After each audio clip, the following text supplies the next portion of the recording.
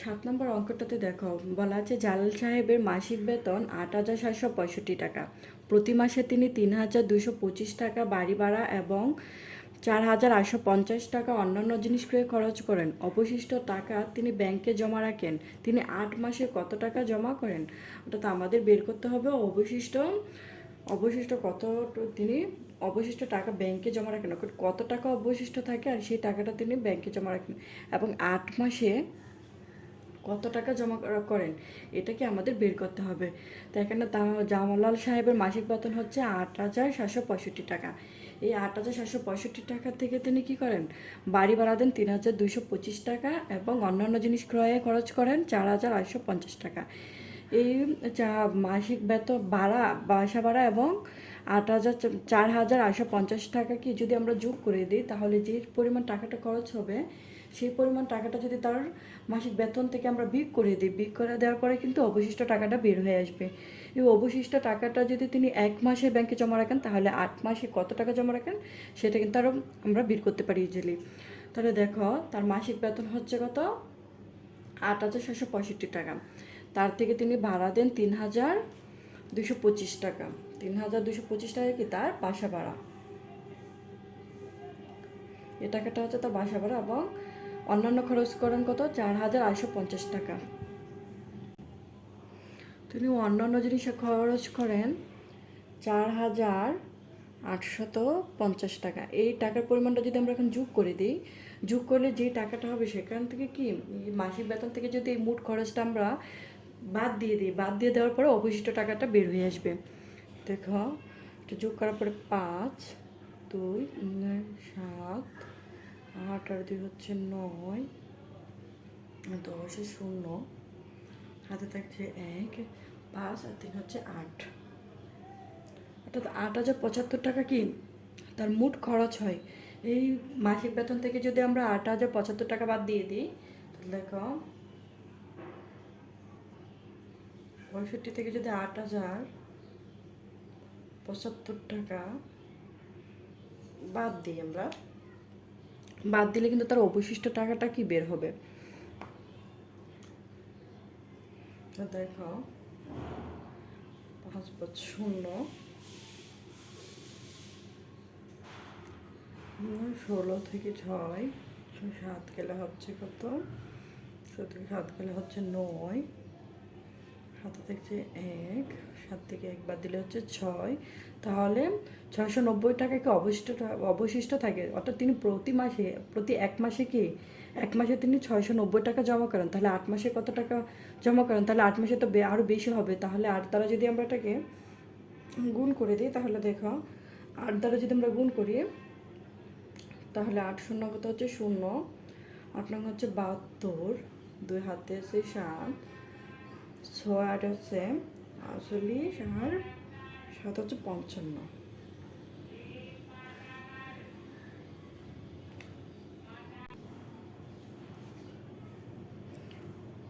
দেখেন এখন 8 মাসে এই 8 মাসে কি তিনি কত টাকা জমা করেন? 5,520 টাকা কি তিনি 8 মাসে জমা করেন। তাহলে আমরা কি এখন লিখতে পারি না তিনি জালাল সাহেব প্রতি মাসে বাড়ি ভাড়া দেন? অন্যান্য জিনিস ক্রয়ে খরচ করেন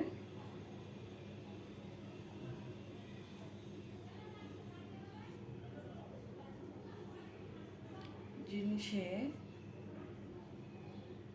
খরচ করেন 4,850 টাকা।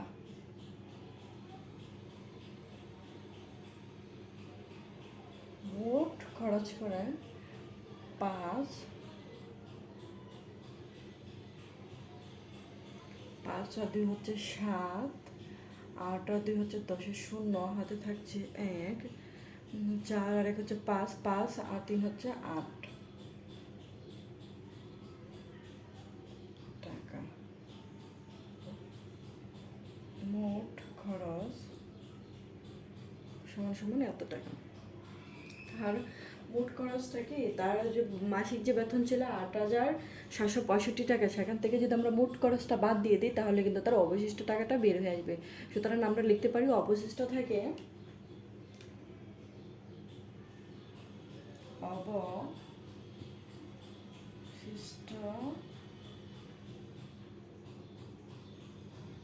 অবশিষ্ট থাকে তার মাসিক বেতন কত ছিল, 8,765 টাকা, বিয়োগ 8,775 টাকা হচ্ছে তার মোট খরচ। এই টাকাটা যদি বাদ দিয়ে দিই তাহলে কিন্তু তার অবশিষ্ট টাকাটা কি বের হয়ে যাবে। তাহলে দেখো 5 থেকে 5 গেলে হচ্ছে 0, 16 থেকে 7 গেলে হচ্ছে 9, থাকছে 1, 7 থেকে 1 গেলে হচ্ছে 6, আর একটা হচ্ছে 0 টাকা। 690 টাকা কি অবশিষ্ট থাকে এটাতে। এখন যদি তিনি এক মাসে যদি 690 টাকা জমা করেন ব্যাংকে, তাহলে 8 মাসে কিন্তু আরও বেশি হবে। তাহলে আমরা যদি 8 দ্বারা গুণ করে দিই তাহলেই কিন্তু তার 8 মাসে যে টাকার পরিমাণ, যে টাকাটা তিনি জমা রাখেন সেই টাকার পরিমাণটা কি বের হয়ে আসবে। সুতরাং আমরা লিখতে পারি 1 মাসে, সুতরাং 1 মাসে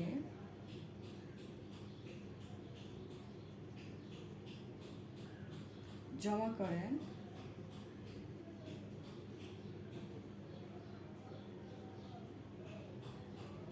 690 টাকা।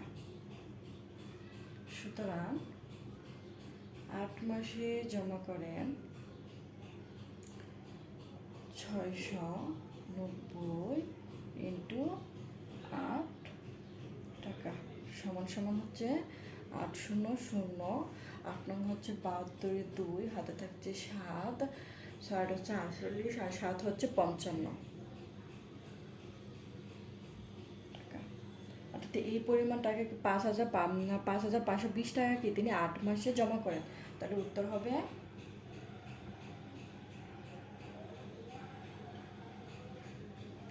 উত্তর হবে 5,520 টাকা।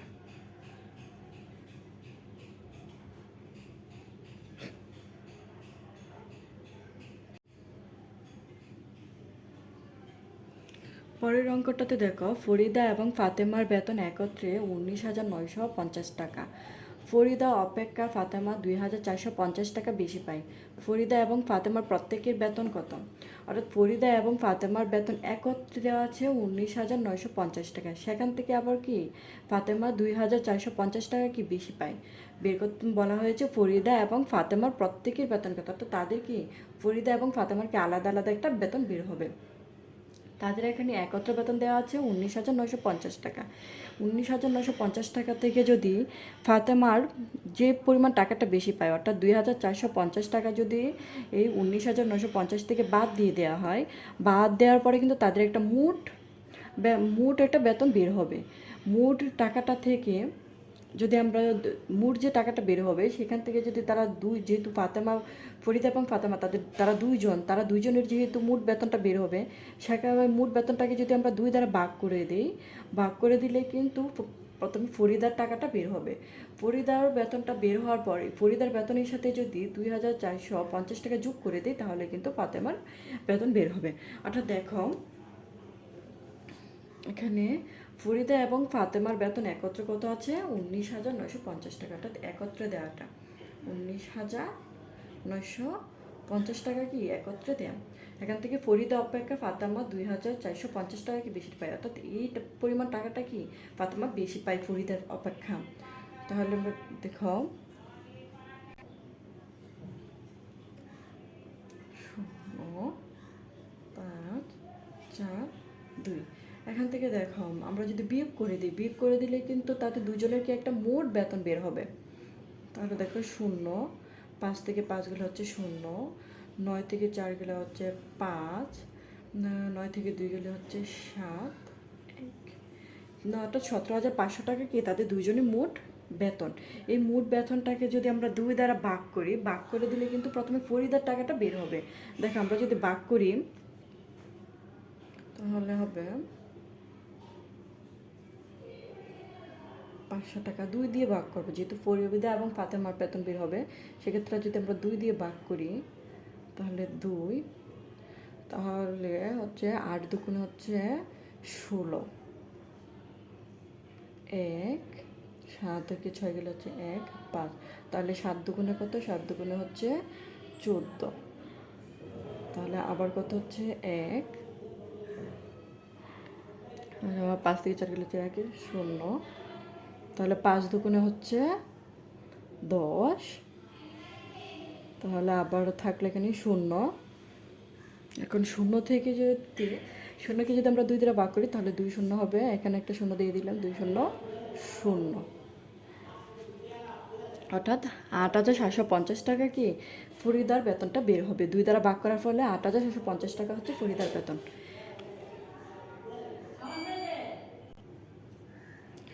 8,750 টাকা হচ্ছে ফরিদার বেতন। এই ফরিদার বেতনের সাথে যদি আমরা 2,450 টাকা যোগ করে দিই, যোগ করে দেওয়ার পরে কিন্তু ফাতেমার টাকাটার পরিমাণটা কিন্তু বের হয়ে যাবে। তাহলে দেখো আমরা লিখতে পারি ফরিদা এবং ফাতেমার বেতন একত্রে, ফরিদা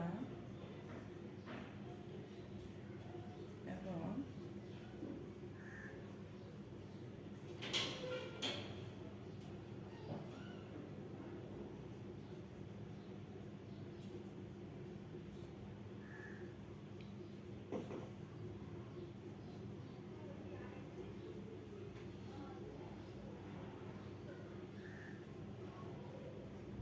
ফরিদা এবং ফাতেমার বেতন একত্রে 19,950 টাকা। এখানে ফরিদা অপেক্ষা ফাতেমা বেশি পায়, ফরিদা অপেক্ষা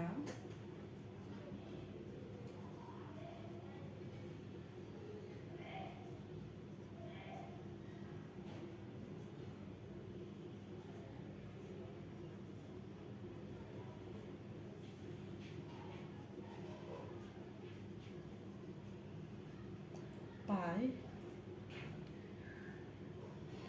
2,450 টাকা।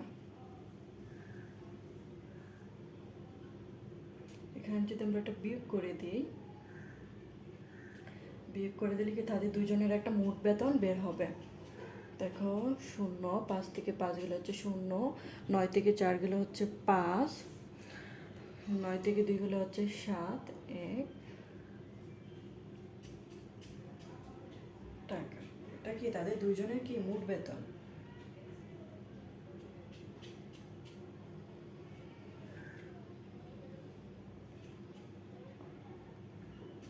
এটা হচ্ছে দুইজনের মোট বেতন, মোট বেতন। তাহলে এখন আমরা লিখতে পারি দুইজনের মোট বেতন এত টাকা, দুইজনের মোট বেতন 17,500 টাকা। একজনের, সুতরাং একজনের মোট বেতন, এখানে যদি 17,500কে 2 দ্বারা ভাগ করে দিই, ভাগ 2 টাকা সমান সমান কত টাকা বের হবে? সমান সমান হচ্ছে আমরা কত পেয়েছিলাম? 8, 17, 8, 7, 5, 0 টাকা, অর্থাৎ 8,750 টাকা। 8,750 টাকা হচ্ছে ফরিদার বেতন। সুতরাং ফরিদার বেতন হচ্ছে, ফরিদা পাই, ফরিদার বেতন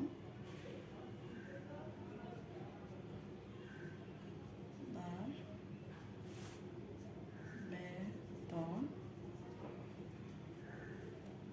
ফরিদার বেতন হচ্ছে 8,750 টাকা।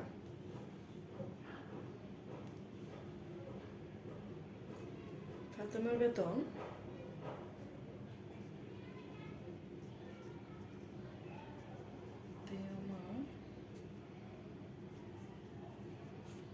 বেতন, এই যে ফরিদার যে 8,750 টাকা বের হলো, এর সাথে যদি আমরা 2,450 টাকা যোগ করে দিই তাহলে কিন্তু ফাতেমার বেতনটা হয়ে যাবে। দেখো 8,750 যোগ টাকা। সমান সমান কত বের হবে? 0 সাথে 0 যোগ করলে হচ্ছে 0, 5 আর 5 হচ্ছে 10 এর 0, হাতে থাকছে 1, 5 আর 7 হচ্ছে 12, 12 আর 2 হাতে থাকছে 1, 3 আর 1 আর 2 হচ্ছে 3, 3 আর 8 হচ্ছে 11 টাকা। উত্তর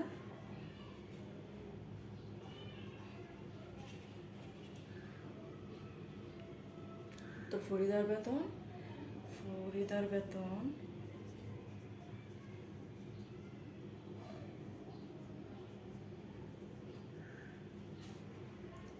8,750 টাকা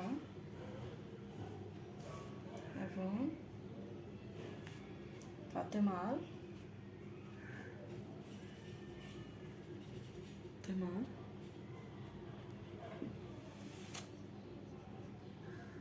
বেতন 11,200 টাকা।